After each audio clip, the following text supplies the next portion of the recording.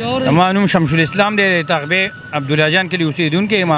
کله چې د عمران خان حکومت او لږه ګراني جوړه شوله، تقریبا 1500 روپو ته تروړه ورسېده، لږه ګراني جوړه شوه. هغه وی خیر دی سختې ته به ځان لږ نیسئ، دا قوم به خزانې تشې کړي دي. چې کله عمران خان خزانې ډکې کړي نو هغه یې ډیکه ورکړه. نو دا دی زموږ د قوم دپاره خیرخوا هغه دی. دوی ټولو ملک په دې پاکستان بادشاهیان یې وکړي. دا زموږ د مولا چې دی نواز شریف هم دی، پیپل والم دی، ټولو داسې یو سړی دوی ته رامخې ته شو، دوی ته یو کس هم نشو رامخې ته کېدی. پوه شوې موږ نن سبا کې خپل ناظم له خپل اخ تپوس نشو کولی، نو هغې ته به څوک لاس ور واچوي؟ نو داسې کار دی. ټول عمر دوی خزانې لوټ کړي، دوی چېرته قوم ته خیرخوا نه دي. نو اوس د قوم خیرخوا سړی راغلی دی، هغه به سینخطي دي، دپې پې سوری. پوه شوې کله به یو دپه سوری، کله به بل، خو هغه سره قوم ولاړ دی، ښه کلک ولاړ دی. او ګراني چې دا ډېره زیاته و دې حکومت کې ده، بل حکومت کې دونه نه وه، هغه ورته هر څه برابر کړو. نو اوس نه روډ ته څوک راوځي، نه جلوسونه کوي، هېڅ هم نه کوي. کله چې د عمران خان حکومت و نو بیا هر سړی دا مولیان به هم راوتلل، روډونو ته به راوتلل، دا جلسې جلوسونه به کېدل، دا روډونه به بندېدل. مونږ خلکو ته به تکلیف و، بیمار به راسري و، په روډونه به بند اوس ټول هر چا بس ماکوان ته جوړ شوي، لشې ته وتې دي، یو کس هم غږ نه کوي، یو هم نه راوځي. او هغه به د مدرسې والا طالبانو چوټي و، د جمعې پر ورځ به یو هړتال جوړ کړو راوځئ. نو ټول به روډ وزارتونه ورته میلاو شو، نه اوس ګراني نه اوس د قوم تپوس نشته، د قوم خیرخوا نشته. خو هر سړی بس د دې پورې چې زه خپل ځان برابر کړم.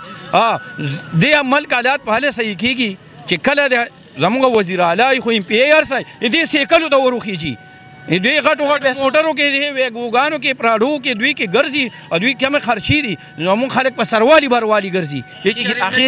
اخر تپوس کېږي به د دې ملک څه اخر چې کوم بس دغه شان دا دغه د ملک په دا حالات چې دوی دا زموږ خلک هم غلطي به خلکو کې ده.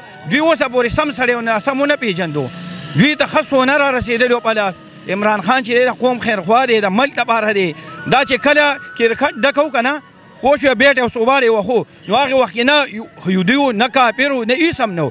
کله چې دوی ته مخې ته رالی نو دا بیا غلم شو، دغم شو. دا ولې دا د قوم خیرخوا دی.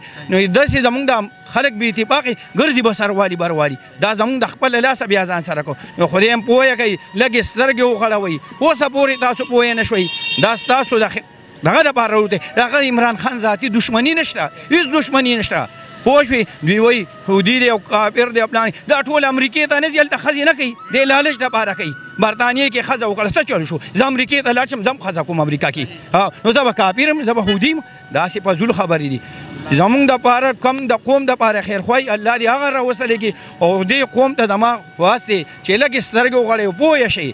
ای ظالمانو تاسو له خو سونه په لاس راغلې وه، تاسو بیا ګیلوټو ته لاس ور او ټول عمر په موږ باندې دوی حکومت وکړو، ټول عمر موږ یې ولو بولو. کله چې بېنظیره وه دلته نو دوی وی چې کم ملک باندې حکمرانه ښځه او هغې وزیر اعظم وي، په هغې ملک نالت ورېږي، قهر ورېږي.